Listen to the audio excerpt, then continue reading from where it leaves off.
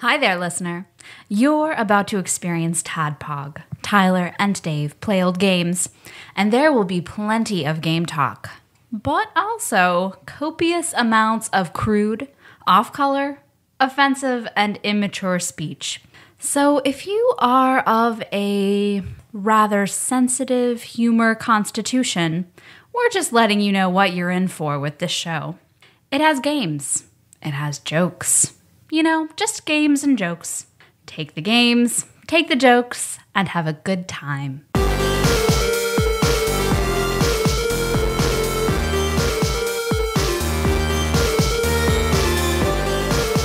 Hello, Internet, and welcome to another TADPOG podcast. A show that happens twice a week, where 2 to 3 old guys talk about old games, or interesting games, because it's Monday. So that means whatever we want to play or talk about. And today, by special request, a few months ago, by today's special guest host, we'll be talking about Gone Home.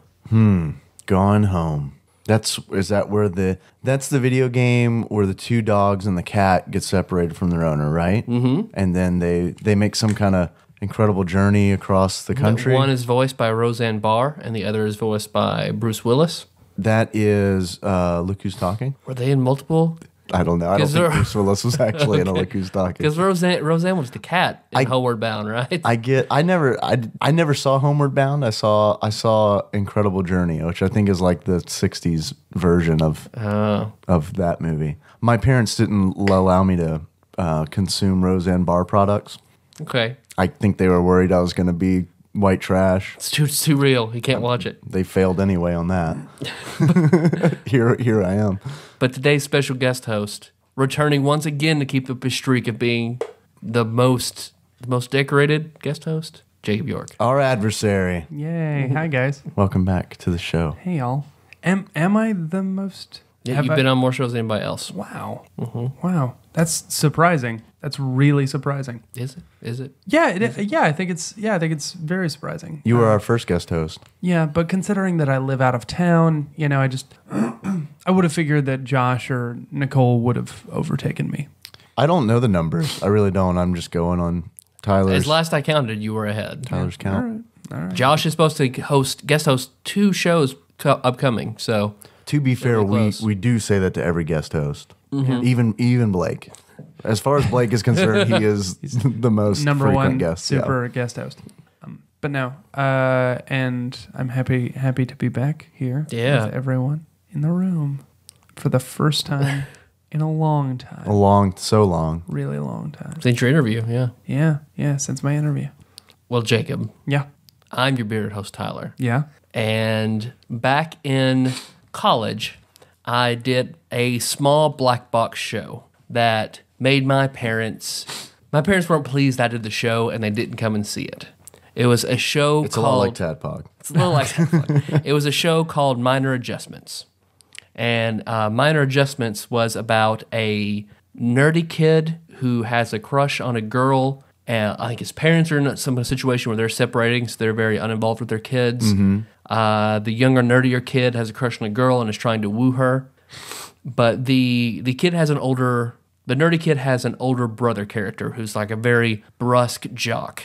Of course, I was naturally cast as this jock character. Right. Had to carry a basketball, wear a jersey on stage. Yeah, because you look at me and you just think, fucking jock. Mm-hmm. But the rub of this play that my parents upset, and where I don't really understand why the character goes this way. But the nerdy guy is very he wants to get with this girl and he wants to kiss her, but he has no idea how to kiss. Okay. So he goes to his sister's boyfriend, the jock, and asks him to teach him how to kiss.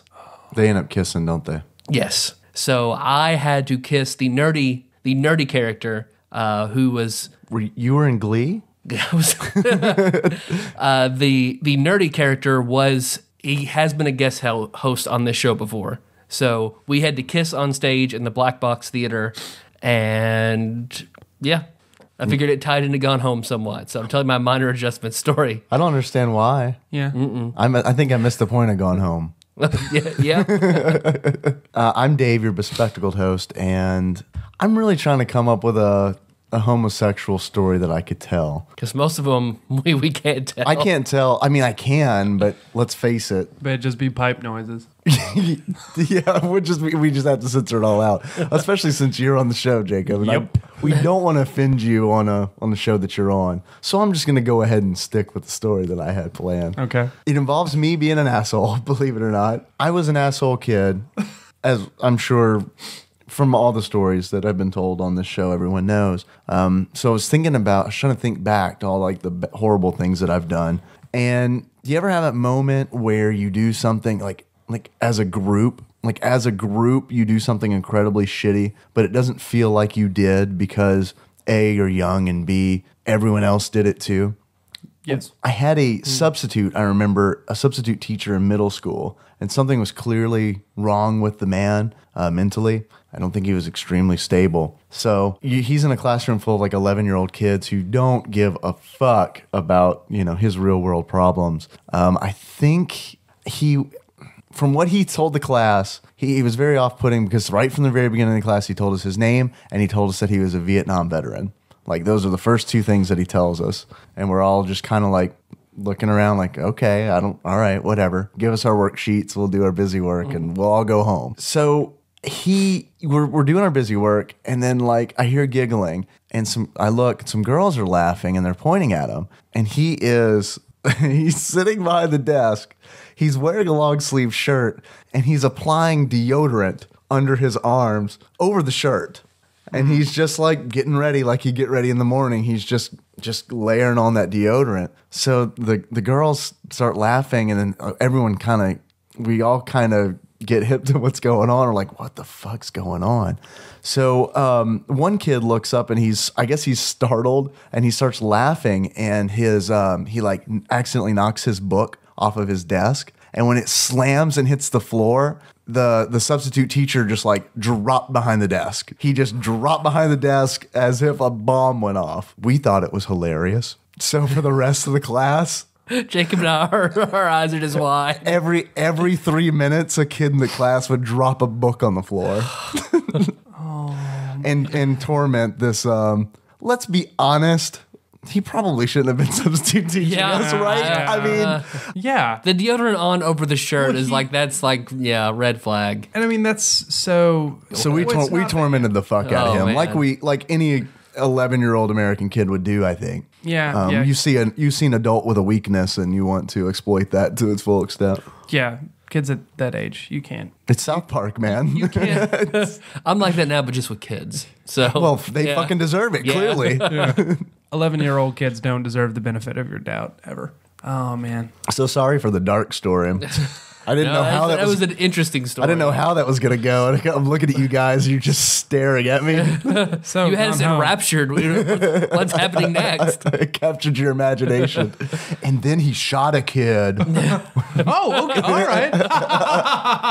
They fucking deserved it. All right. Good. I'm happy now. His name was Marilyn Manson. He was also on the Wonder Years. Fucking Paul. High fives, everyone. Hey, Jacob. What? Hey. Story, Jacob? No, not really. Not that I generally don't have a story whenever I come on. I generally just talk.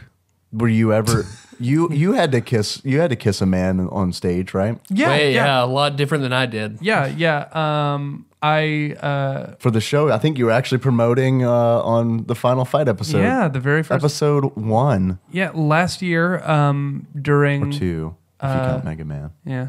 Last year during April, I guess, March and April, I was doing a show called Angry Fags at 7 Stages in downtown Atlanta. But I was doing a show called Angry Fags in which I played a gay man. And there was one point, and the guy who played my romantic opposite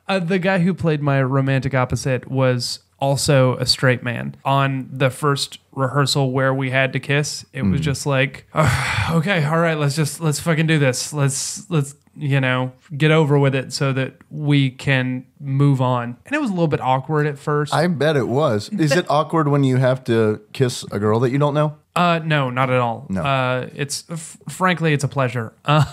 And In terms of being earnest, you've had to kiss a very attractive girl several times. it was lovely. It was lovely. And I made a big point beforehand about saying, thank God a friend of mine didn't get cast. I did not know this guy before I made out with him. So you'd rather kiss a stranger than a Yes. friend? Your Yes. Craigslist hookups are all anonymous. Yes, absolutely, 100%. But by the time we were done, there was one day that I was talking to the associate artistic director at Seven Stages, and he said, "That is the hottest kiss I have ever seen two straight guys share in my entire life." And the side note of this is also that when I kiss on stage, I just kiss. I hate it when you see a stage kiss and it's supposed to be like this passionate kiss and both people obviously have their fucking mouths closed. Like it's not how people actually kiss when they want to have sex with each other, On the last performance or next to last performance, I can't remember which one, but I came off stage thinking to myself, I might have bit his lip. I am not positive, but I might have bit his lip because I was just kissing him. So, I think I'd said, I've seen you kiss your girlfriends like that. Yep. You got into the part. And I still think I've seen most of your shows. And that is the best show and best performance I think I've seen. It was such a good show. I wish more people had seen it. Yeah, it was great. It was a wonderful experience. And, But on to the next one. Coming up in April, I'll be doing Macbeth at the Shakespeare Tavern in Midtown Atlanta. Come out and see it. Yeah. Come see me make out with a girl this time. I was about to ask, who do you make out with in this one? Yeah, her name is Veronica. She's one of the best actresses in Atlanta. And we actually, for the promo pictures, we ended up making out a little bit. There are a couple where you can see our tongues. So that's fun. Nice. That sounds pretty hot. Yeah, it's pretty Not hot. gonna lie. Is it sexy, Macbeth? Yeah, I think it's gonna Is be it like pretty sexy. Macbeth burlesque? No, it's not okay, all it's right. not like Macbeth with her titties out. It's Right. just I won't be there. I won't be there. I'd love to see that poster of Macbeth. Yeah, I'm sorry. With their titties out. I saw the promo Yeah. shots and they look great, but if there ain't titties, I'm not going. Yeah. All right. Ready to talk about Gone Home? Yeah. Yeah, so why are we talking about all this stuff? Well, before we go any further, I do feel like we should say, and maybe even put something at the top of the show. Go ahead and apologize for what's about to happen. But it's everything that we say from this point on is considered a spoiler for Gone Home. Hell, I feel like everything I've already Have said is a already spoiler. said is a spoiler Yeah. for Gone. Yeah, we seriously might want to think about tossing like a little disclaimer at the top of the show, just because it's revealed deep enough into it. Well, you said already isn't a huge spoiler, but yeah, it's not a huge spoiler. But It's pretty much, I mean, the crux of the game is pretty much, I think, already put out there by the media. yeah, exactly. But you were saying, you made a But great I didn't point. know anything about it. Oh, you didn't know I anything did about not it going know in? that. No. You made a good point when we were playing the game earlier that it's impossible to talk about this game at all without spoiling it. Yeah. yeah. If you discuss it, it's a spoiler because there's All you can say is a girl went home and no one was home. and you want and There was a duck outside. you wander around a house. I already spoiled it. I'm sorry, guys. If you haven't played the game yet, if you haven't played Gone Home, play it first and then come back and listen. Yeah. I don't feel It's bad 2 at all. hours long. Yeah, it's Yeah. not a long game. You can see everything there is to see in 2 hours. Yeah. Yeah, absolutely. Part of that time will be spent inevitably picking up things that you don't need to pick up. It's just and twisting them around in your hand because you think, oh, well, maybe there's something at the bottom of this tissue box. There's never anything at the bottom of any tissue box. You don't have to pick up any tissue box in the game. They use that beautifully to tell a story. Yeah. Because as a gamer, you're programmed to do that. Yep. You're Yeah. programmed to pick everything up and look at everything because you don't want to miss a secret. Yeah. You know what I mean? You might miss something important. Yeah. Do we want to do a Choo-choo. segment? We can do a lot of segments on this show if you'd like. Would you like to do a choo-choo related segment? You want to run a train? Yes. Yep. Jacob. Yeah, I was about to say on Jacob or Jacob immediately stopped his train noise. Jacob. That that it's the Dave Reads from Wikipedia train? Yeah. Yeah. Because as Josh Edwards pointed out to us, introducing segments and having the show put into segments is very important. All right, guys. That train has finally arrived. Yeah. It's time for a little segment that we like to call Dave Reads from Wikipedia. Okay, guys. Gone Home is a first-person interactive story adventure video game developed and published by the Fulbright Company. The plot focuses on exploration of its setting. I do not like that sentence. It takes place in June 1995 in Jurassic Park. I'm sorry, at a house in the Pacific Northwest. That's a completely Man, I want that different game. mod. Man. You just see nothing's different, but you look at the windows and you see dinosaurs walking by. It's the only difference. I want a Dennis Nedry cameo as well, if you don't mind. One of the journal entries is a can of Barbasol you pick up. So it takes place in the Pacific Northwest, not Jurassic Park, with a young woman who returns after traveling abroad to find her entire family gone from their home. All right. All right, Gone Home. Yeah. So, spoilers. Let's break it down. Yeah. So you, first person style, you are Katie Greenbrier. Yeah. Caitlin, yeah. Caitlin. Katie for short. Katie to her friends. Which we don't are. know that she Yeah. has any. We're her. Yeah, we don't know that we assume she seems like she's popular and good at sports and smart. Yeah, we know and, she's smart and good at sports. We know that her parents love her more than her sister. Yeah. Sam. Mm-hmm. I mean, that's pretty obvious. They display her trophies. Yeah, Caitlin's trophies are everywhere. In all fairness, maybe Sam just never got any trophies. She probably didn't. I'm willing to bet. Yeah. I'm willing to bet she probably didn't. Because she seems... But they encouraged her with her writing. Yeah. Because you, let's see, you immediately, the game starts off, you're on the porch, you drop off your bags. You find a note on the door from your sister telling you to... Sam. She apologizes and tells you to come on in, and she hopes she'll see you later. Right. So then you have to hunt around and find the front door key. It's under the Christmas duck. Spoilers. Spoilers. Get in the walk into Always this. under the Christmas. Yeah, Resident- Did you check under the Christmas duck? No, I couldn't get in. New segment. Did you check under the Christmas duck? That's what it's called. I just ask you that every week, and you say yes or no. Yep. What was under there? A boob. Breast news. And then we do a drop. Because you walk in, the house it's very similar. Like this house, if I went into the basement and the umbrella company was working on the T virus, it's like that large and strange of a house. It's like the Resident Evil mansion. Yes, exactly. Outside of Raccoon City, Resident Evil number 1. But this isn't in Raccoon City. Isn't it? Maybe it's on the other side. Like one mansion is on that side where they did experiments. The other side is where the Greenbrier family moved. It's the sister city, Possum Village.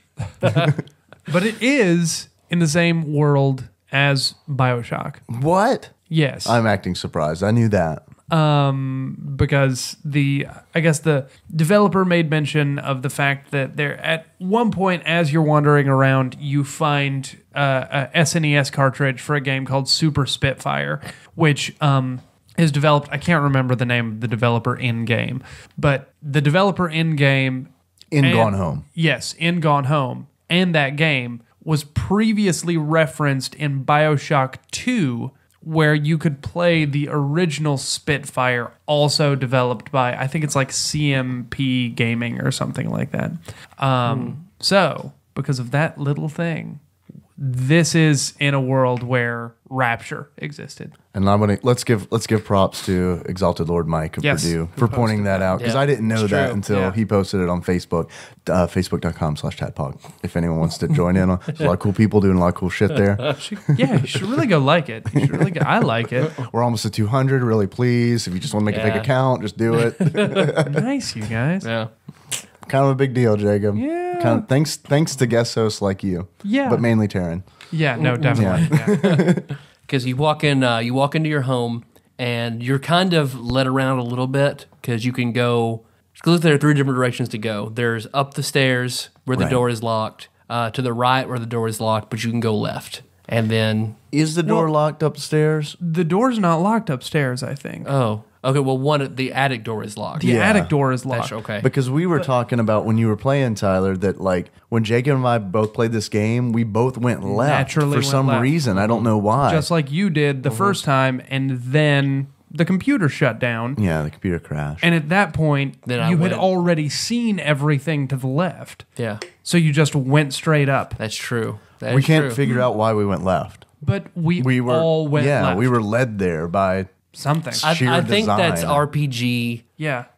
design, because you don't want to go, okay, I don't want to go up the stairs. That's probably something important. Yeah, you I'll wait to go up there. Clear the floor level, then you go on to the second level. Yeah, and I want to say like maybe there are more lights on the left side, or maybe it's a little more space, or the phone and the answer machine are on right. the left. And so it- you're and drawn it more gives- to the left. Yeah. Yeah.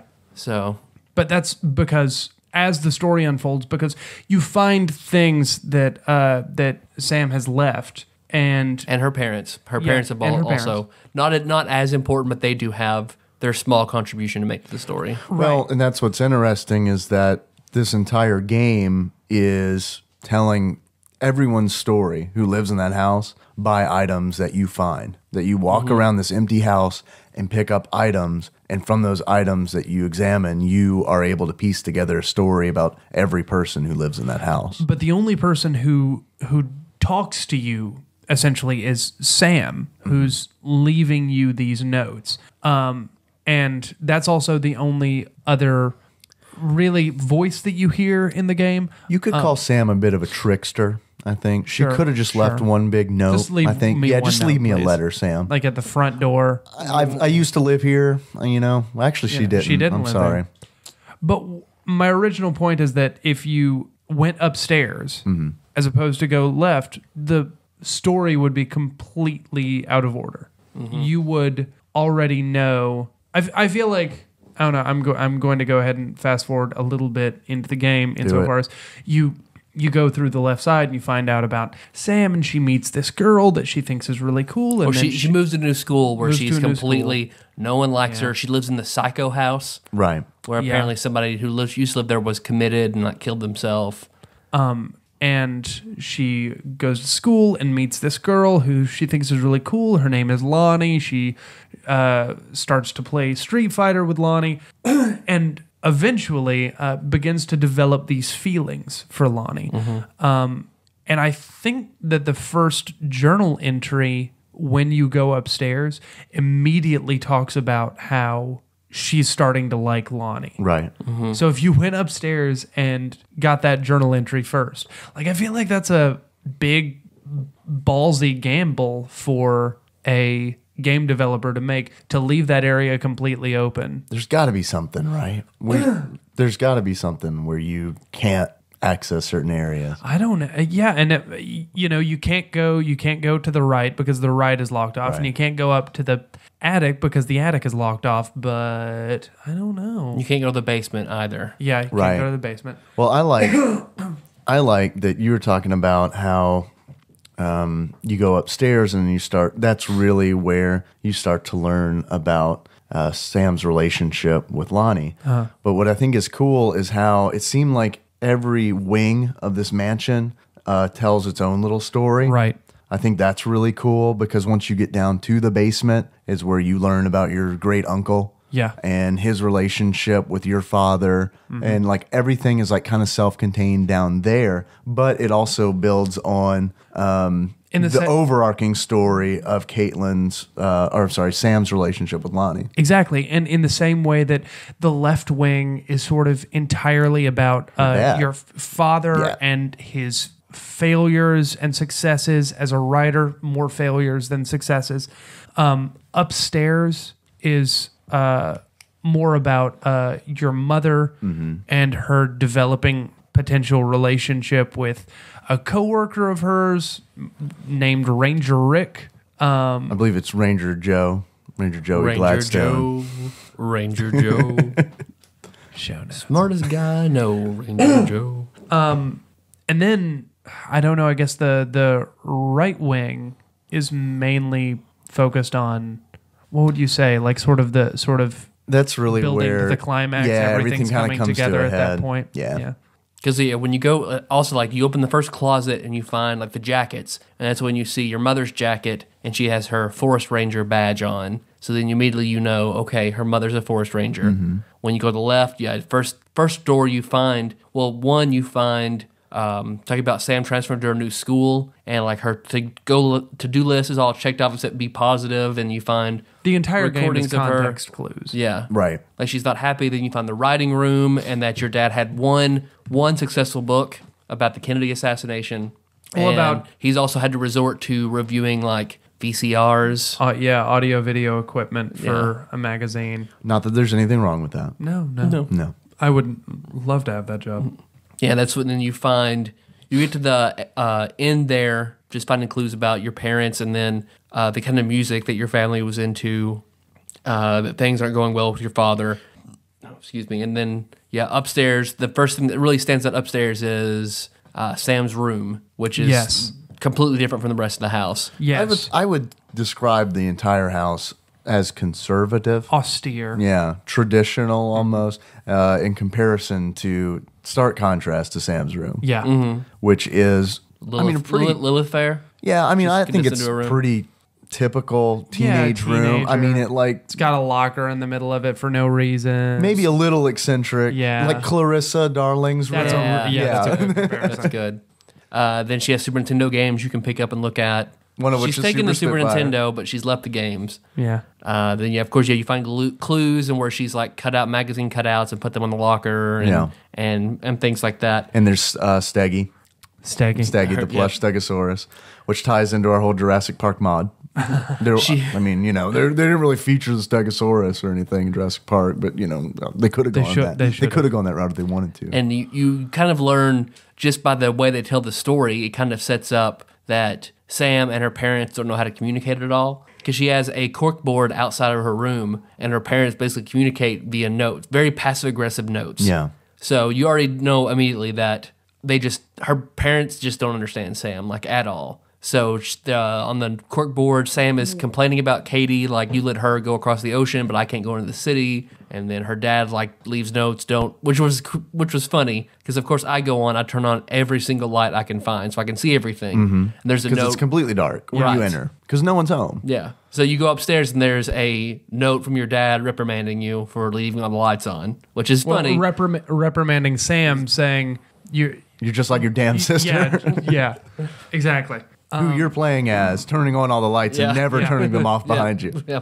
And it's, and part of it too, though, is I guess I want to, like, it's not, I will come to her parents' defense a little bit insofar as you can just tell that they have a lot of problems. They just have a lot of problems in their life right now. But it's real person problem. Yeah. Like it feels legitimate. He it's, you can easily extrapolate that it's like he has a failure, but he feels like a failure, and because he feels like a failure, he's not able to pay the attention that he wants to his wife and kids, his relationships. And because he's not able to pay that attention, then she goes to try and find that attention somewhere else. It's done really, really skillfully. You find 2 Bibles in the game, but kind of in tucked away places. Yeah. So I feel like they're trying to say that this family has religious roots about them, but they're not overtly Christian. I'm glad you brought that up, because the Bibles. Oh, wow. And the reason being is because I didn't catch this when I was playing the game through myself, but when I was watching you play through, Tyler, I never picked up on this symbolism. There's a part in this game that I love, and that is when there's secret passages in this mansion. And I love it when you find the first secret passage, which I think is like in the back of your parents' closet, spoilers. And you open this passageway, right? And there's stairs leading down, and it's very dark, and you have to turn on lights by the strings, like you would in like your grandparents' house or something like that. And you get down to this landing, and you can look up the stairs and you can see the light, but you look the other way and it's pretty dark. You can see the light string, right? So you move up close, you tug the light string, it turns on, and almost immediately to your left you see like a homemade crucifix that has writing on it, and the writing's a little hard to read. and they like take this note out of survival horror. You pick the crucifix up, and immediately when you try to like, it's not immediate. They give you enough time to like realize that there's writing on it, and you start to read it. And the moment you start to read it, the light goes out. Yeah. And like when that happened to me, I mean, it totally freaked me out. But what I did, because of that, I didn't really catch. I think there's actually some symbolism there that about Sam. I think it's a statement about Sam may feel as if she is cut off from religion because of her sexual orientation. And because the newspaper, there's old newspapers that are filling the hallway in that room, and they're all about women being like, it's all 50s stuff about women being what they should be, right? Like about them fitting into certain dresses and their role. Like it's you're right. You're totally right, because she's trapped in what women theoretically should be according to the world and her family, and then there's what she is, and then there's religion, and then there's the darkness and the light. And then once it goes dark, you immediately feel trapped, which I think is intentional as well. I think that secret room, which really isn't a secret because you're intended to find it, but it's by definition like hidden away. The context of the house. Of the world, right. Yeah. So like they do a beautiful job. That is amazingly designed, I think, because it really puts you in the shoes of Sam, I think. Like it's an allegory for what Sam has gone through. And I said, like, on the walls are what people, what women should be. What I meant by that is you weren't listening to a thing I was saying, were you? Because the whole time you're like, I hope he stops talking so I can. I was half in and half out. Yeah. So stereotypical gender roles. Someone doesn't want an angry text on Monday morning. Because out of our 3 female listeners, I would hear from one of them. But let's see, because you have to figure out, of course, you're trying to figure out the code to Sam's locker in her room. Yeah, there's a lot of codes and stuff like that. And then you're finding out, like, as her and Lonnie get closer and closer, like, Lonnie would come over spend the night. Yeah. Like, they're friends for a while, and they thought the house was haunted. Mm-hmm. So they're exploring, and that's when they find ghost hunting, and you find their ghost hunting journals. And that tells you about the secret passages. And then the secret passages are where Sam really hid things that were meaningful to her that she couldn't display in her room. So you find like the Ouija board that they use to try and contact the spirit of your great uncle because they thought he was haunting the house. You find the flyers from all of Lonnie's concerts because she's a musician. So yeah, every time you pick one up, that's when you get a new journal entry. Yeah, which doesn't totally make sense because like you just kind of hear Sam's voice. Whenever you pick up a flyer, you hear Sam's voice. So there's a little bit of disconnect there, but one kind of something I'm curious about because they set it up that Katie is perfect. Yeah. Like her parents trusted her enough to let her go. She made good grades in school. She was super athletic. She was popular. Like by all rights, like Sam should probably hate her. Why Sam trusts Katie to think, okay, well, Katie will understand, and leaves all these clues and things for Katie when if I was Sam, I wouldn't think that. Yeah, and she even, the scene in the dining room where she says, where she basically talks about coming out to her parents, and her parents telling her, oh, it's just a phase. Oh, you just haven't met the right boy yet. Mm-hmm. And she says, Katie, you've always known. She never outright says, I'm a lesbian, but she doesn't have to because Katie knows, which is touching and lovely that there's, and I think that that's part of the reason that Sam knows that she can trust Katie is because somehow Katie knows her more intimately than her parents know her. Yeah, I agree. I think it says a lot about Sam because she has a lot of reasons to be resentful towards her sister, but she's not. Yeah. And I think that's more a personality trait. I think that's more to show us that Sam isn't to show us that she's well adjusted and she's capable of love and she's capable of forgiving her parents and not holding it against her sister for their actions. Yeah. And over the course of the game, because you find the same school assignment done by Sam and by Katie it's about the menstrual cycle, and you're supposed to put the bullet points in order of like introduction, climax of the story, conclusion, things like that. Of course, when you find a box of Katie's stuff in the basement, and you find her assignment, and she check plus. Yeah, and Sam's is very entertaining. Sam, if you actually read, she does Menstruation, a novella, and instead does the whole assignment as a novella, which is very entertaining. And of course, She's a talented writer. Yeah. yeah. And you find when she was little that she creates a character named Captain Allegra, Right. And she's like in elementary school, and then periodically she still writes about Captain Allegra. As she grows up, which I think that's a really strong element of this game, is seeing Captain Allegra, the way her adventures change represent how Sam herself is maturing. And they do it visually too, which I think is just amazing, because the first one you find is hand printed, like in almost crayon or something like that. It's kind of scrawled. And then as you can tell when you find one later that she's older because it's typed. It's typed on a typewriter, and the language, of course, is better used. But it's totally, I love finding those because it's an allegory to Sam's sexual awakening. Because eventually she finds, in one chapter that you find, the first mate who was a man that Captain Allegra was in love with, Right. is kidnapped by Amazonians, and the Amazonians turn her into a woman, and she's still in love with her first mate and frees her first mate. And then that's what, you see the progression. And then, of course, you also see where she opens up and lets Lonnie read everything she's written, because you find in an armoire that they're doing costume design, where Lonnie has made a Captain Allegra costume for Sam. Which we're going to wear to Dragon Con this year. Absolutely. Yeah. Dibs on first mate. Before or after? Both. Okay. And so you find, because Terry, the father, one successful book, they publish another one, doesn't sell very well, so they cut him off, and he takes that other job. But then I guess he falls in with a publishing company that is very into conspiracy theory, and they really get into his writing and publish several more books about the JFK assassination, or a person who stops the assassination. Yeah, it's it's science a fiction. sci-fi book about a guy who goes back in time to stop the JFK assassination, and that's the first one, and then the second one is it's a series of books with this time traveler as the main character. Which is clearly her father's passion. Yes.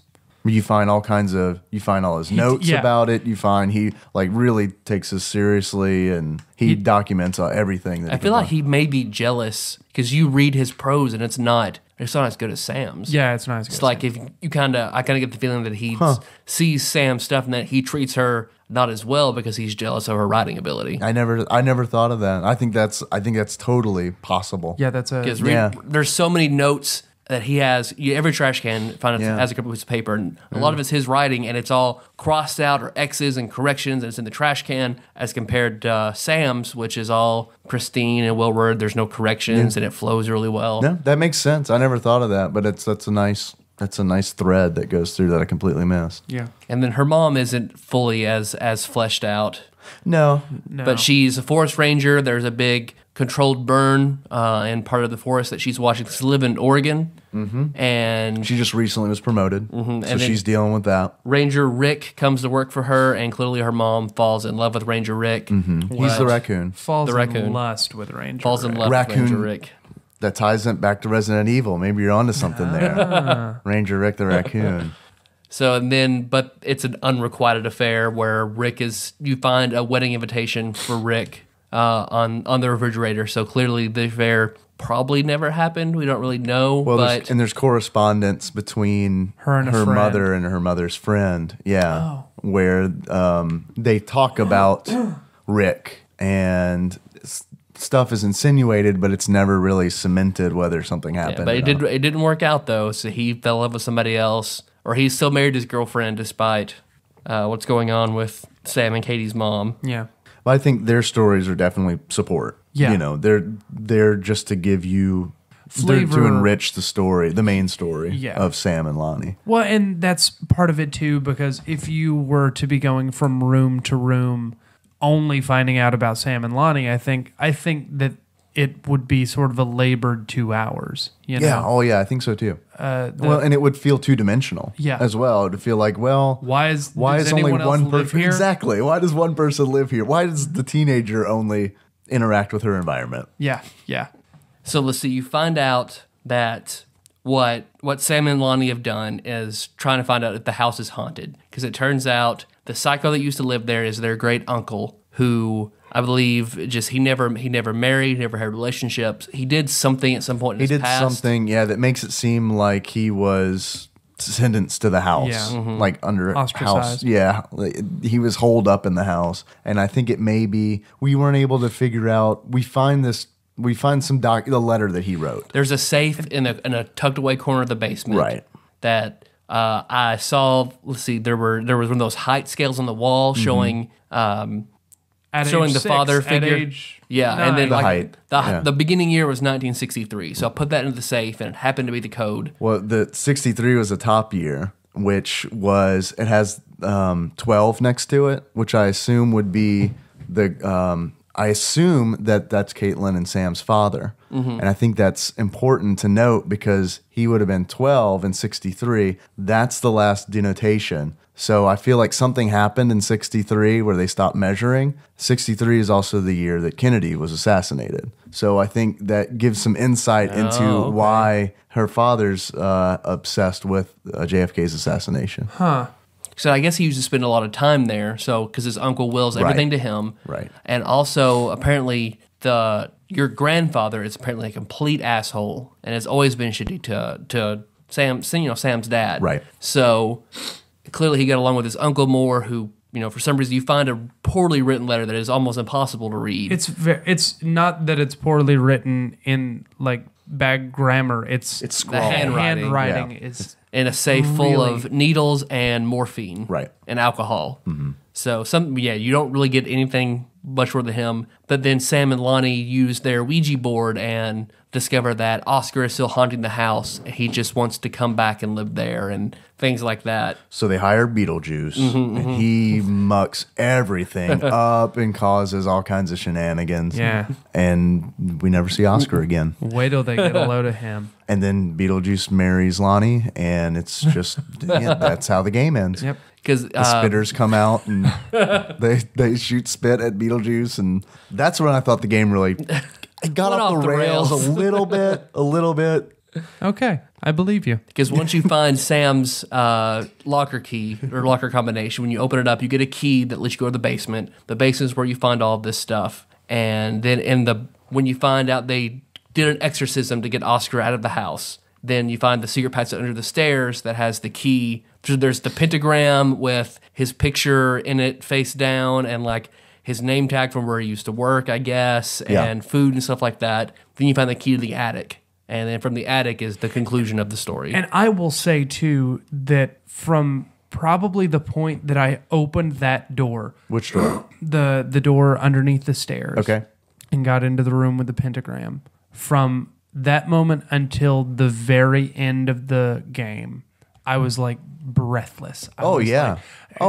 Because you get invested so thoroughly. And at that point, she talks about how, Lonnie has left for the army at this point, and she's just missing Lonnie so much, and talks about how they love each other. Yeah, they love each other. And she talks about how, I'm just going to go up to the attic for a while. Maybe I'll go up to the attic and just lie down. And it feels like it's a cliffhanger. Yeah. Right? Because it's like, well, what the fuck happens? Yeah. And like, you go to the attic, right? And like, I was scared to open the fucking door because I'm like, is she going to be like hanging from a fucking rafter or something? Like, are they going to drop a bomb on me? It's lit with these red Christmas lights as you go up to the attic. Yeah, it's like her dark room, and she says no one's allowed up there when the red lights are on because she's developing photos. So she is developing photos, but it's a good kind of way to keep her, that's her real private area is in the attic. Yeah.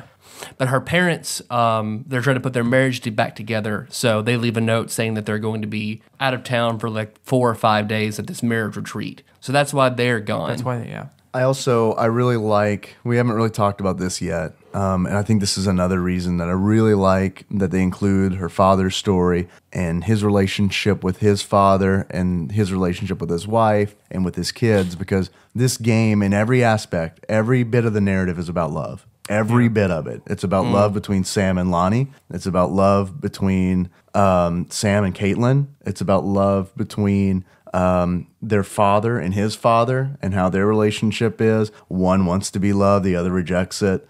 So it seems like everything in this game, every bit of the narrative is about love in one sense or the other. And like the dirtiest parts of the basement, that's when you find like the painted portrait of the grandfather with a face cut out. Right. You find Terry's first novel with a letter that his father wrote to him, and he calls him, doesn't call him Terry, he calls him Terrence. He sends him an official letter as a, I guess Terry still has some of that over communication problem wise, because that's how he treats his kids with letters and distance. Symbolically, that's all in the basement. Yeah. It's very dark down there. And there's even, I think this is super important, there's a room in there that is extremely dark. And I think that is more symbolism between... The light can't come on. Right. The light is broken. Yeah, there's a switch, but it's not going to come on. So it's one of those things where it's like, it really physically, I'll say physically, nails home the metaphor that the relationship between Caitlin's father and his father is disjuncted. Like the light won't come on in that relationship. Because what is in that room, there's, of course, like firewood, so it looks like a usable room, but there's a toy rocking horse behind all the wood, and then there's a letter. I don't understand that letter at all, but it's just talking about, like, it looks like a bootlegger page of like a bootlegger's journal. It's nigh undecipherable to try and read it, but without turning up the brightness on your computer, you can't see anything in that room. Yeah.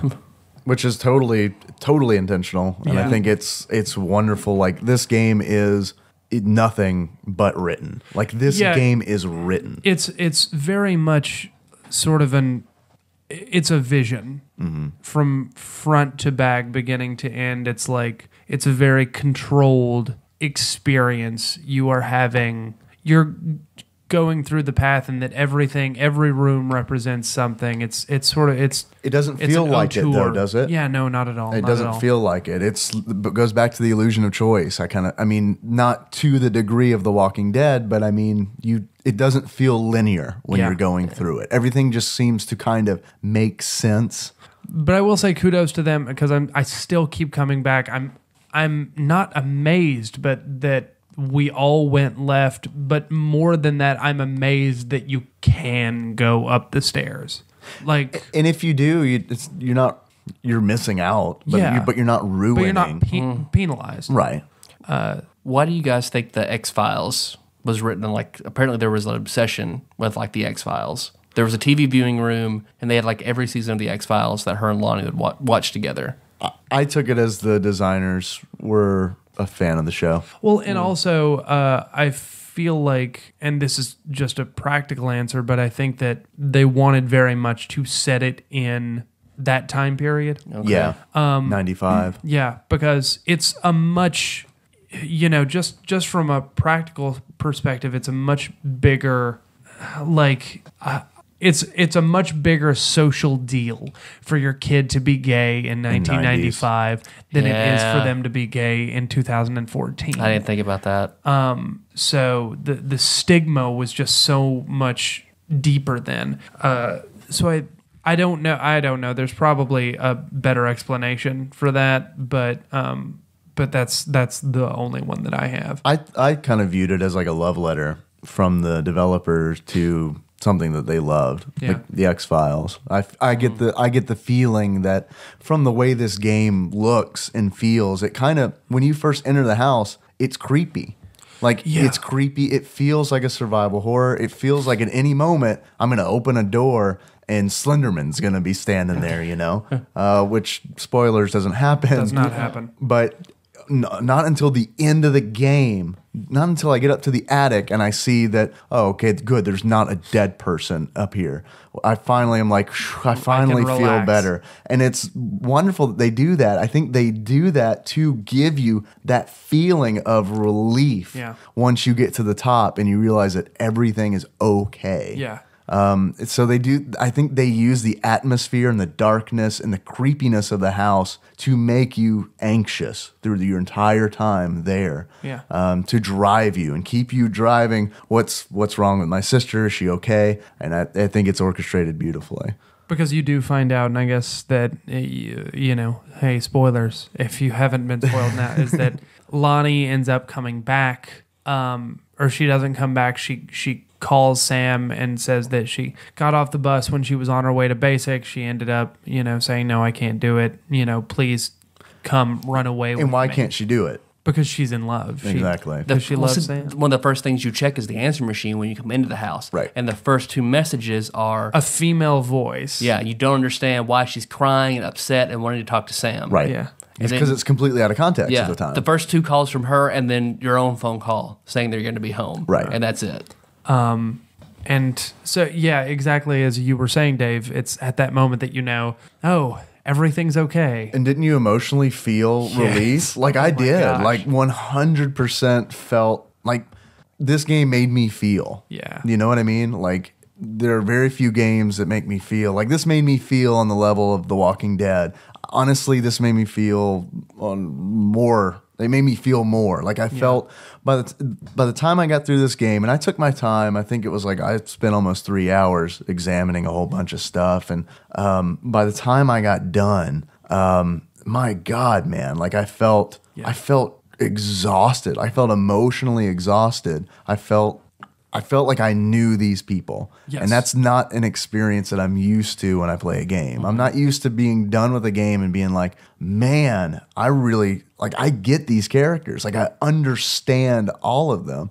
I've seen longer movies than this and haven't had that feeling. And I think this is like one of those really good games that show that that a video game can be more than what we think of them. Yeah, the investment level is very high in this because, you know, by the end of it, it's not simply that you want to find out what happened to Sam. It's that you want Sam to be all right. Mm-hmm. It's not even whether or not you find her. It's about whether or not you find out that she's okay, and whether, because you get invested in Sam, but you also get invested in Lonnie, and you get invested in your find family. out Lonnie's home life is fucked up. Yeah. And they have cute. You see like the cute couple things they have between each other because you find like the notes they write back and forth and how they speak to each other is just it's full of the little things that couples do. Yeah. You know, so they do a really good job about you understanding that love, especially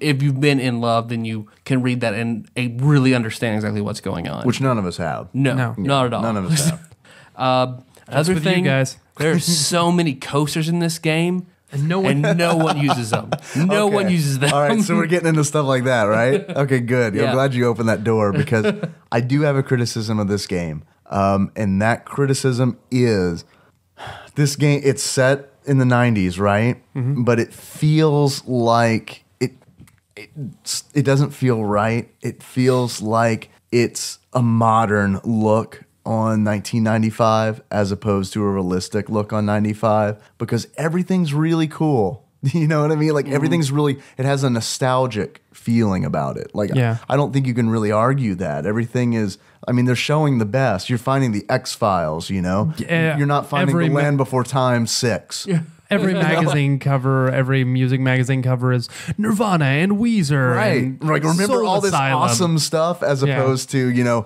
there are a lot of shitty things in the 90s Hanson, as well. Right, exactly. So it's all like everything felt styled. Do you know what I mean? Which I realized it was, but I think they did it to a point where it's like, okay, I mean, this feels styled. Yeah, I get that.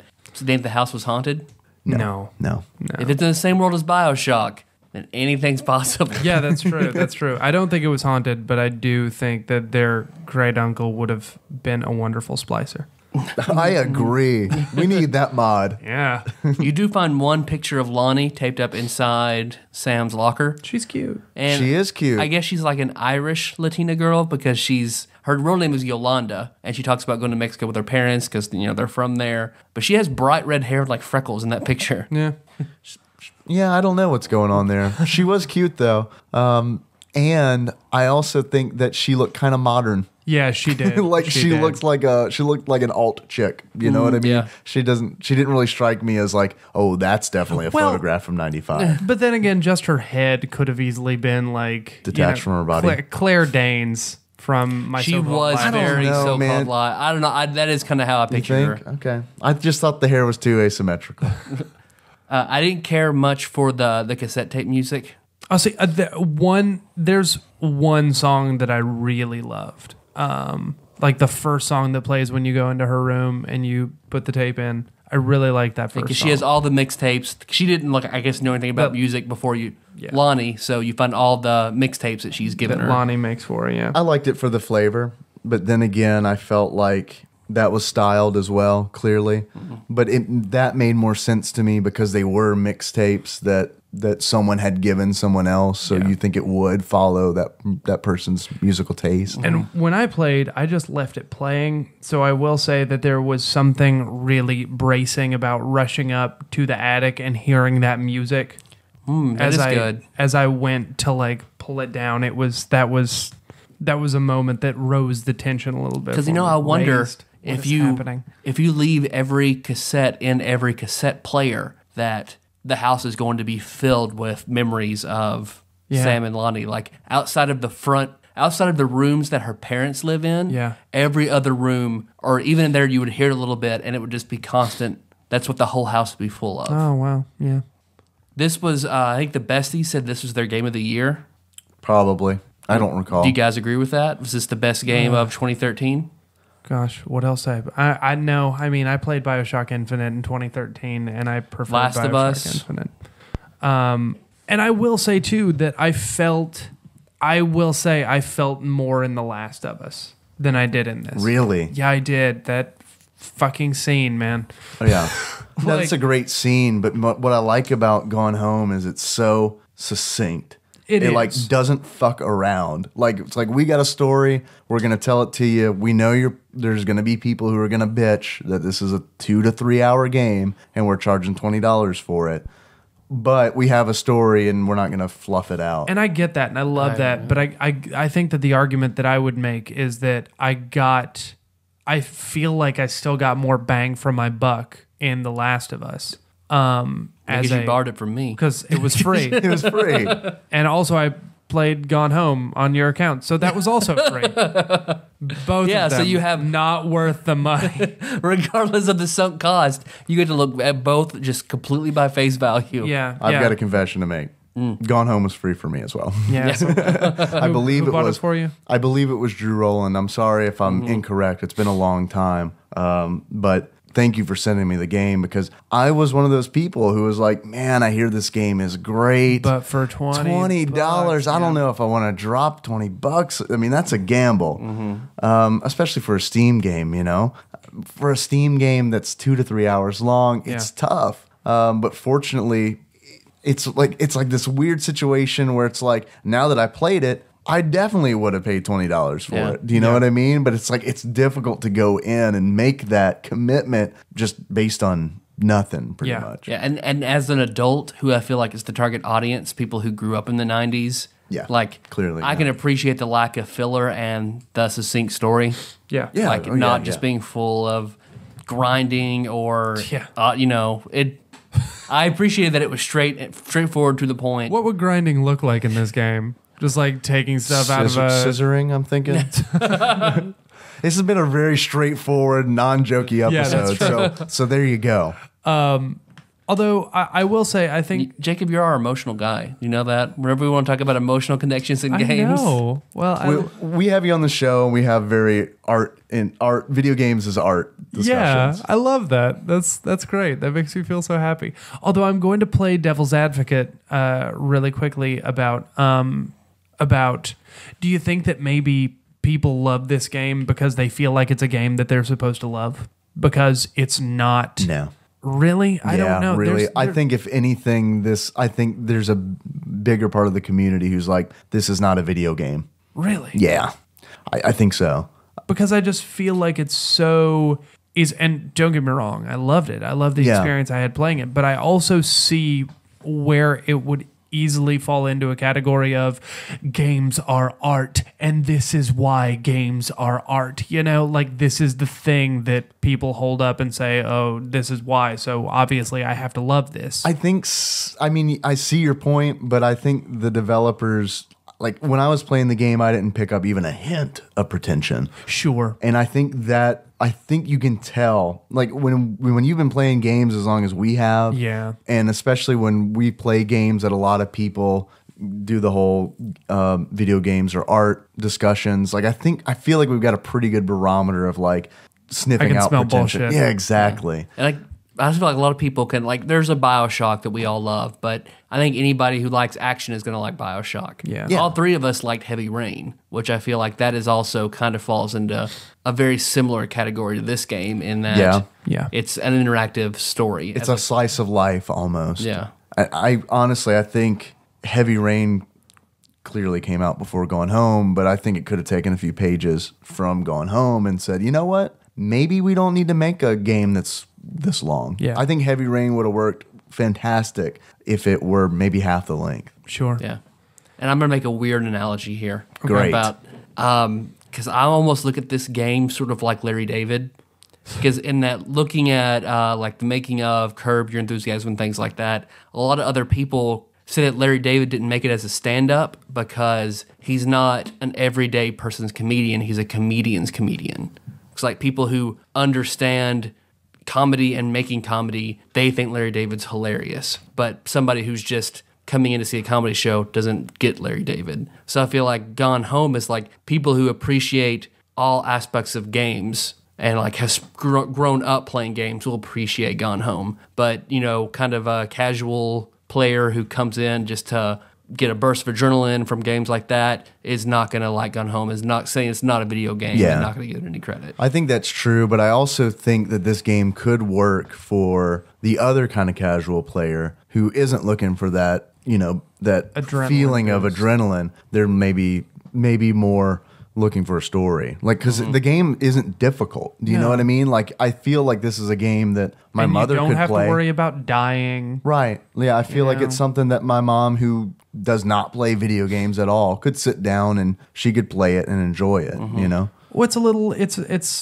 an art house flick, basically, yeah. and it's you know. I want to see this at the Alamo Draft House. You come in and watch somebody play through Gone Home, have a beer, hang out.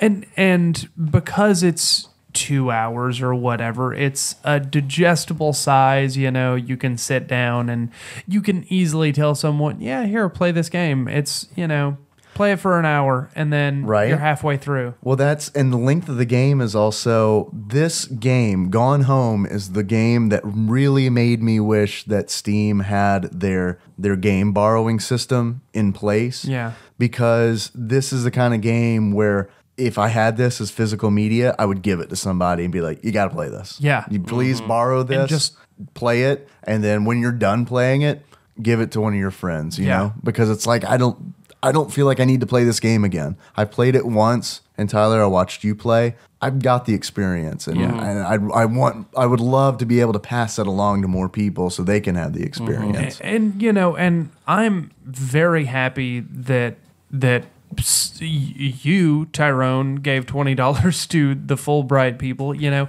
and I feel like we had this discussion before on a previous episode.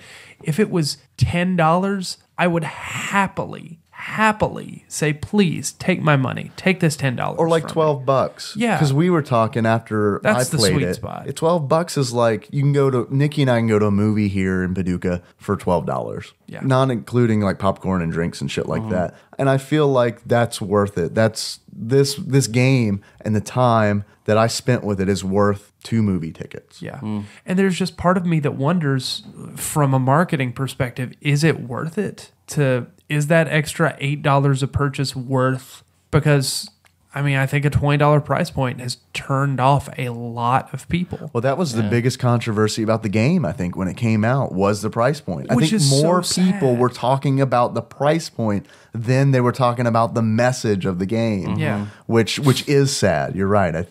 I think that's a shame. And I think it is a sign that they probably overpriced the game. Yeah, because if you price it down hourly, playing this game is more than minimum wage for the full price that they asked. Yeah. I hate doing that though. I hate pricing a game hourly. Like I know some people do that legitimately. Like that is, someone will make a decision, do I buy this game? I can get 200 hours out of it. It's going to be like my game. 180 of those hours are going to be really, really fucking similar. Yeah. But quantity over quality. Yeah. Because, you can buy Fallout Game of the Year Edition, Fallout 3 Game of the Year Edition. I get it. That's 200 hours for $20. I get it. I played WoW. But- Trust me, I understand. I understand. It's just like value proposition. But you got to get through the fucking Alien expansion and shit like that. And I just, didn't mind the Alien expansion. I think that was as bad as Operation Anchorage, but Fallout 3 is Operation Anchorage another sucked. show. Gone Home had an Alien expansion. Was this before or after I would the get on board Jurassic for Park expansion? Is there a modding community for Gone Home? Are there modders out there I don't who've know. been able to break it down to its question. component parts? I'm gonna guess no. Yeah. Because you don't meet any people in the game, Yeah. and the modding community is all about making characters in games naked. So I'm gonna go ahead and say no. I doubt anyone's modding. You open Sam's locker and it's just a picture of one breast. I'd be down for the mirror mod to where because there are no mirrors in the house. Yeah. So they put up mirrors, and Katie is going through the house naked, and she's a naked like Jessica Alba. That's the modern community. Because there was one point because Meg and Nikki watched us play it. Meg, Nikki, and I all thought we saw a mirror. And I ran up to it like, oh my God, Katie's a vampire. No, that's an open door. Damn it. Yeah, it's one of those weird situations that you're in a house that doesn't have mirrors because every fucking house has mirrors. But I understand why they did it because they want you to feel like you're Caitlin. And if you see someone else's face while you're going through in first person, it's going to take you out of the game. Because there are only you see 2 family portraits. Those are the only 2 you see of Caitlin. You see a few more pictures of Sam and of Lonnie, but only those 2 with everyone else of Caitlin.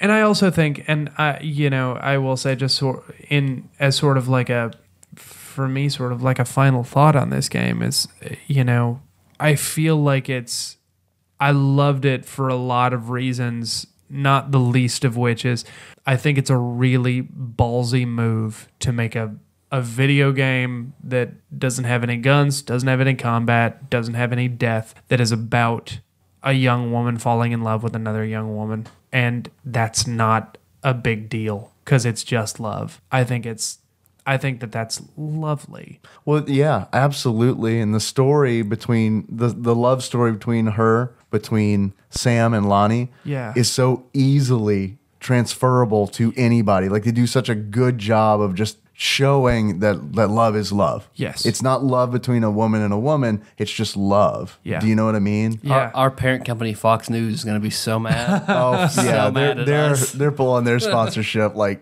you hear that sound? That's the sound of wallets closing. Because Nicole told me, it's like, that Himmler thing in your show notes, that was a Fox News reference. Like, I sourced it from Fox News. I was like, oh, I didn't even check. Sorry. The first thing I Googled, I threw it up there. Didn't even look. So she was. Well, it's Himmler. Come on. Of course it's Fox News. They're the authority. I feel like we've pretty thoroughly expressed our slightly left leanings on TADPOG. Yeah. It was a memoriam, right? That Fox News had on him. Yeah, I said it. Boom. Fuck you, Fox News. That's right. I like my lesbian games just fine, thank you. I've got some achievements. Great, I don't. Well, I feel like Because you always fuck with me on this. Because we'll play another Shit Monday game and be like, you got achievements, Tyler? And when you don't, you're like, this game had achievements. So I'm going to play that fucking card. This game had achievements, Tyler. Did it? Yeah, it's a Steam game. Well, see, I thought, because I didn't get any on my playthrough, I guess Jacob got all of them. I know they're trading cards, and by God, if they're fucking trading cards, There are for trading this game, cards. I know there's they're gotta trading be cards. achievements. Trading You're right. cards? Yeah, they're trading cards. I don't know how that works. I'm gonna look this while you give achievements. I tell you what, I'm gonna look to see if this game has them. Okay. If it does, I'm stop. not fucking giving them. Deal. No, you can continue. I'm not gonna fuck your ride The up. first one is something we should have, of course, is a talking point. My first achievement is Meowdy Meowerson. Oh. And you unlock Meowdy Meowerson by getting the secret cat recording. Mm-hmm. Which this was the one you found this on a Steam forum and told us how to do it. Mm-hmm. Someone's got a video on YouTube. Maybe we can put it in the show notes. Because in the garage, go ahead, Jacob. No, I go ahead. I was going to talk about. I've interrupted you a lot in this podcast, so you go ahead and you explain this. It's good. I was just going to talk about what how I felt about it. You may go ahead and You may explain what it is and then Sure, how you why felt not? about it. Because you go in the garage and there is a small purple basketball in the rafters of the garage. You have to throw stuff at it to knock it down, and once you get it, you go back to Sam's room where she has a basketball, a small miniature basketball hoops. The kind you'd hang on the back hoops? of your door. like a Nerf hoop. You throw the sports ball. An NBA Jam apparatus on the back of her door. The thing that Shaq breaks, what's that called? The glass? Glass? Yeah. Something. Glass or Hooper sphere? Hearts. The correct answer is hearts. Hearts? Shaq breaks hearts. Nice. You can go up and you can slam dunk the basketball, and when you do, everything goes dark. I believe this TV in Sam's room, you said, starts displaying pictures of kittens. I believe so. We didn't witness it because we were outside of the room. We were in the hallway when that happened. You get the secret tape of the family meow. cat, Mittens journal. which is just the voice actor meow meow meow meow meow meow meow meow meow meow. She's very into it though. Like you get a couple meows in there, you know? It's good. She does a good job. And I felt so, on one hand, I'm very glad that I did not find that during my playthrough, because if I had, it would have completely taken me out of it, and I would have been a real prick about it. I enjoyed, and Dave, you mentioned this, my favorite thing about that is that she does all that meow, meow, meow, meow, meow, meow, meow, meow, meow. And at the end, you hear the voice actress laugh. Right. Which was sort of the moment that was like, oh, okay. We're just all right. fucking around. Yeah, I can enjoy this. That was fun. That was really nice. Which I would never have found that. No. Because it's tucked away in such a hard to see corner. I never even saw the basketball goal. Yeah. So yeah, get that. That's the achievement. They're not achievements. they're not. They're not. So you're fine. Dave, you better come up with some real quick. Fine. I looked up some other people's. I'm just going to read those. I get to name them though. Another one is marijuana cigarette. Mm-hmm. You unlock marijuana cigarette by picking up 3 packs of cigarettes and dropping them off in the arboreum to where Terry finishes his books and gets all the positive feedback in the weird arboreum room you find in the back of the house. Yeah. With like lots of aloe vera plants in it. It's good for your skin. The next one I have Rub it in, is girl. Return to Cinder. You unlock Return to Cinder by, when you walk into the house, you see the one object that doesn't make sense to the rest of the house is a skull, a green skull, like done Day of the Dead style. Mm-hmm. And you kind of like, why the hell is this here? And eventually you found to the end of the game that Lonnie went to Mexico and sent that to Sam. But you also find the package that it came in. So you pick up the skull and you go and you put it back in the package that it was delivered in. That's a good one. Return to Cinder. I like that a lot. Then the last one I have is Alan Wake's Savior. And you do that by turning on every light in the house. I like that you bring up Alan Wake because as I was playing the game, it reminded me of Alan Wake, not in theme, but in atmosphere. Yeah. Just because it's got that whole strong narrative and you've got a strong character that speaks, well, you're not that character, but there is a character in the game that writes and communicates exclusively through writing and journal entries and that kind of thing. I do have an achievement. This one I'm not reading off the internet, but the rest I will. Okay. I saw a video. This is another Steam forum post that I saw after I completed the game of a gentleman. I assume it was a gentleman. It may have been a lady or gentleman, collected every item in the game that can be picked up, which there's a lot. I don't know what the exact number is, but it's a fucking lot. Hundreds. I think it might even be like in the 1,000. Like I think it might hit the 1,000 mark. But they collected every item in the game and just threw it in the living room. So there's a video out there, maybe we can post it in the show notes, that shows this person, like they speed it up and then they show the final product, which is just everything in the house in the living room. So I do want to see that. that's an video. achievement. I'm going to go ahead and call that extreme hoarder. and And then it's heroin and pillows and love letters. it's a whole bunch of shit that doesn't make sense. And your parents come home like, Katie. You're the good one. Here's another one based on another fucking YouTube video. Don't ask me why I watched a whole bunch of Gone Home YouTube videos after I completed this game. I saw another video of somebody who had set up their own little scenarios. Someone had found the condoms in the game. And I never found those. I think they're in your dad's drawer. And they had put them on the bed next to a cucumber that they found from the kitchen and a bottle of, I think, lubricant that they had found in the bathroom. So they put all three of those items on the bed as to imply that someone was going to use them for whatever. Maybe have a midnight snack and, I don't know, put a condom on.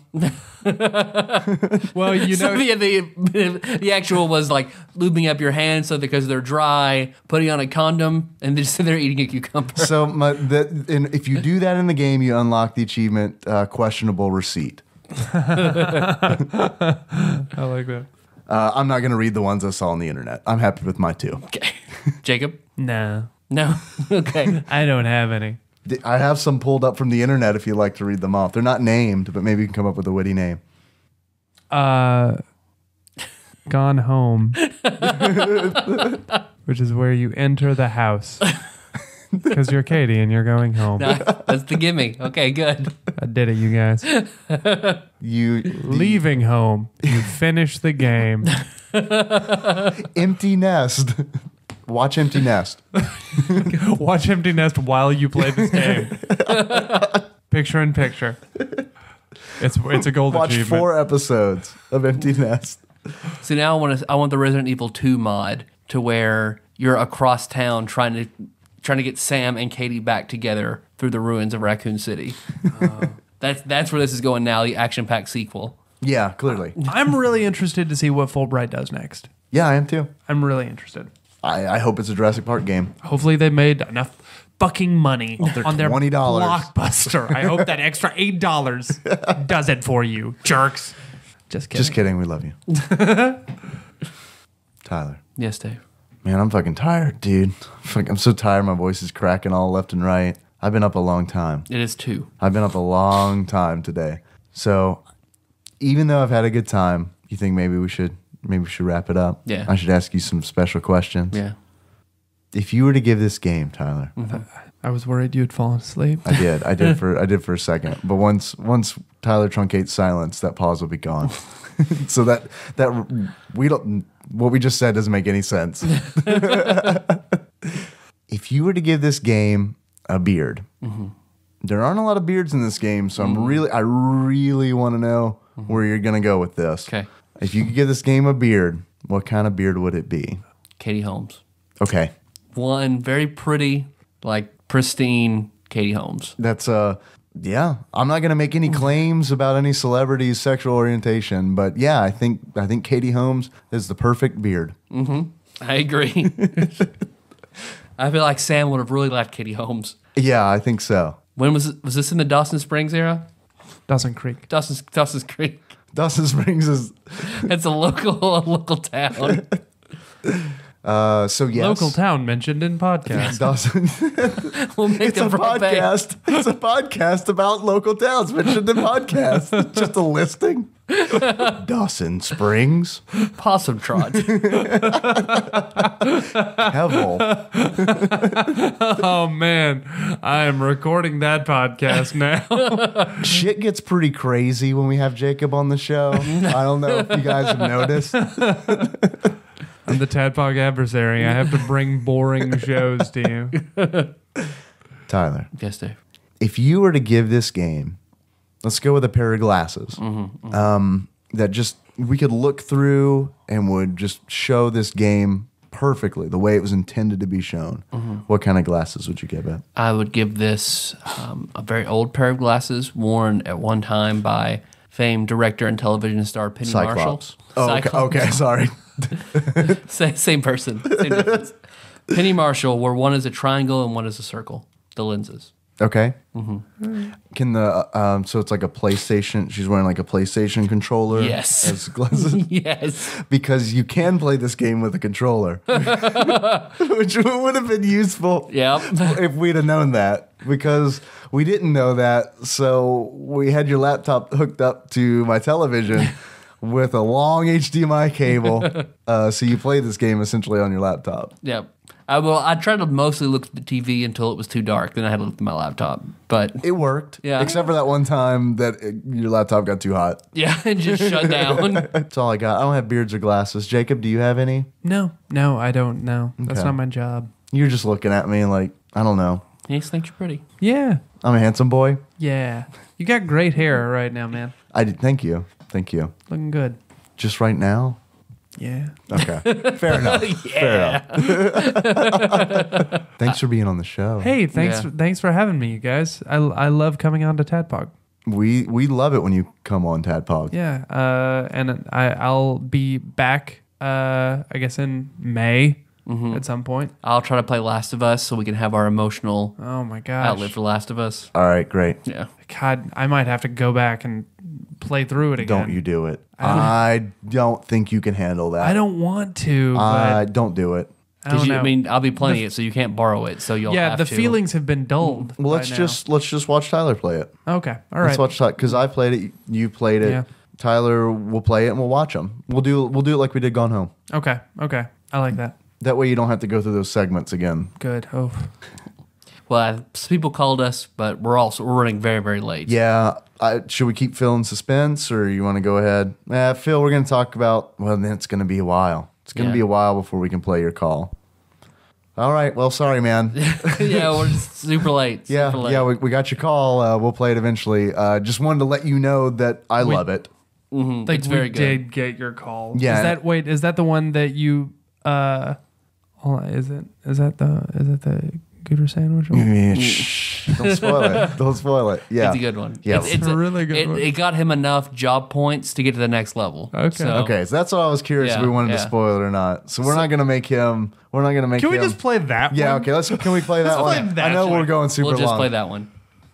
Here's hoping it's the right call. Hey, TADPOG, it's Tony. It's not. If you don't edit that out, Tyler, sorry, Tony. We got your call too, but once you hear this call from Phil, you'll understand. Unless this isn't his call, which it might not be. Who knows? Hey, Tyler, Dave, this is Phil and Salem. I want you to stand by for a message from Harold Arthur. Arthur, can you say Gooder sandwich? Gooder sandwich. Can you say very loud? Gooder sandwich. Yeah. Okay, can you sing Gooder sandwich? Gooder sandwich. Gooder sandwich. Gooder sandwich. Gooder sandwich. All right. Say goodbye to Tyler and Dave. Goodbye. Gooder sandwich. Thank you so much for sending that call. I think it is safe to say that you are now Sandwich Night. Sandwich Night. So enjoy your new title. I also like to say I didn't think that was Arthur the first time. Yeah, it sounded like he a was- fake voice, didn't Yep, it? yep. I thought he was. Sandwich. Yep.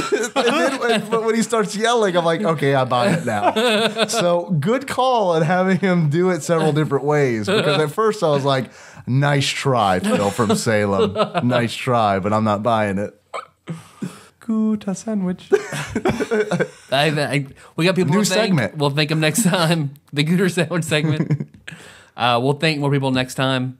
Sorry, but we're very thankful. We'll name you by name later. Yes, we do appreciate it. We'll do a quick outro.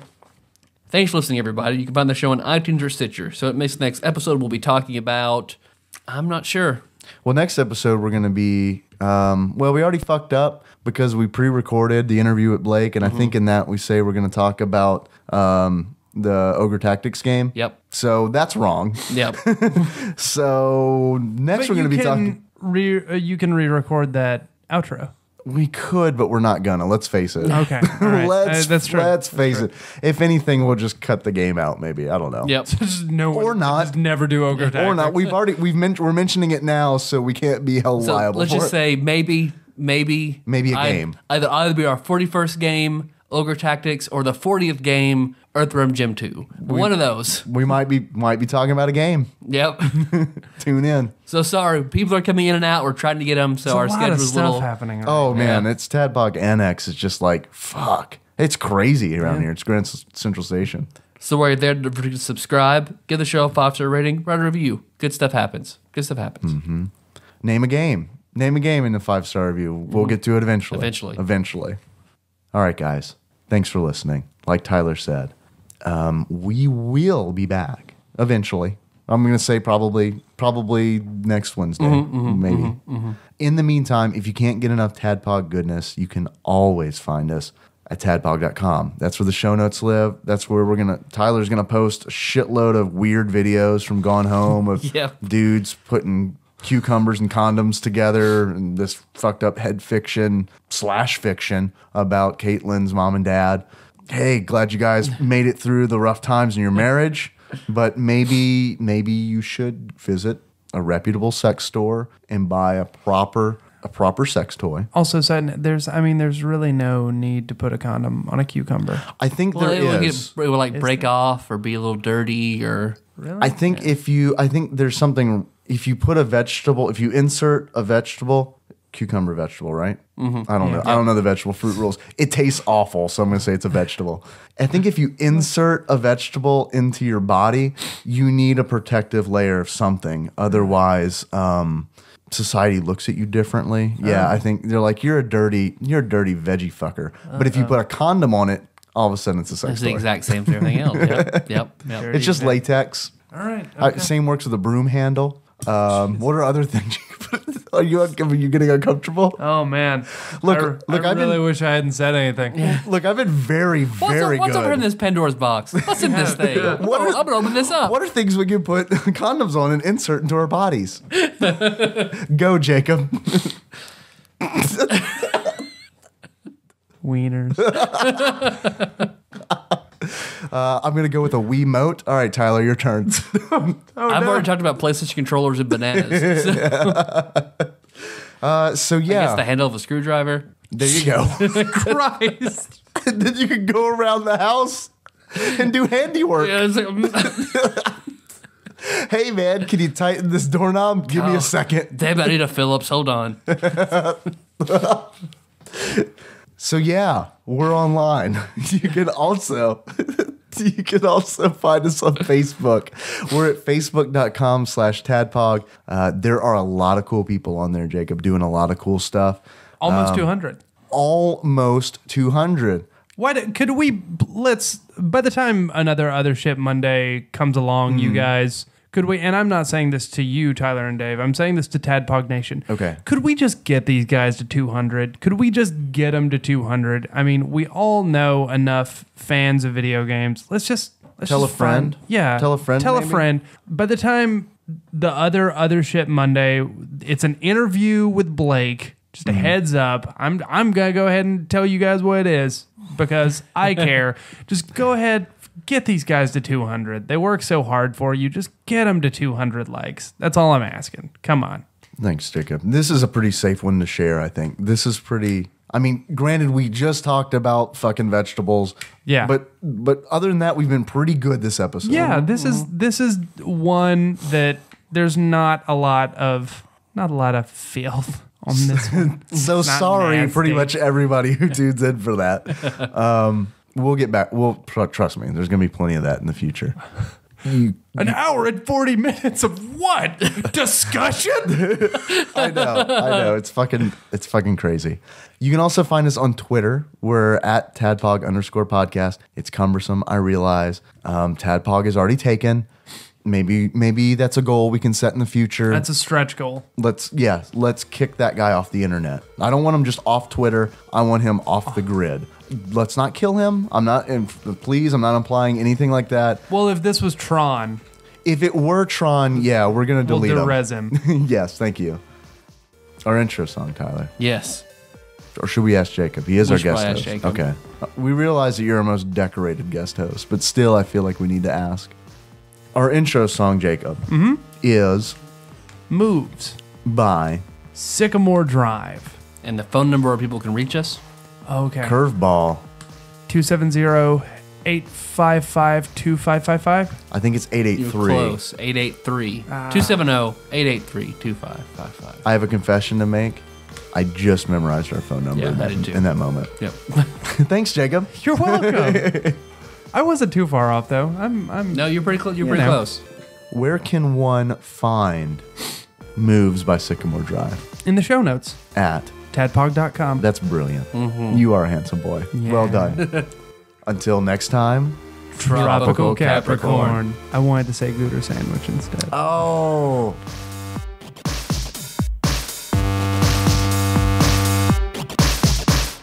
I'm just the singer's just gonna be you and Jacob saying. Don't use that. Don't let that be the stinger. Please let that be It's the just a stinger. super long edit. Please, whatever you do not use this as a stinger. And remember, none of this, Mm-hmm. stinger or in any of it, none of it. Please, Or just you saying, none of this is the stinger. None of it. None of this. please don't make any of this the stinger. Please, sincerely, please. Okay. Please don't use that as a stinger. Please don't use that as a stinger. Make sure you take that out. Please don't use this as a stinger.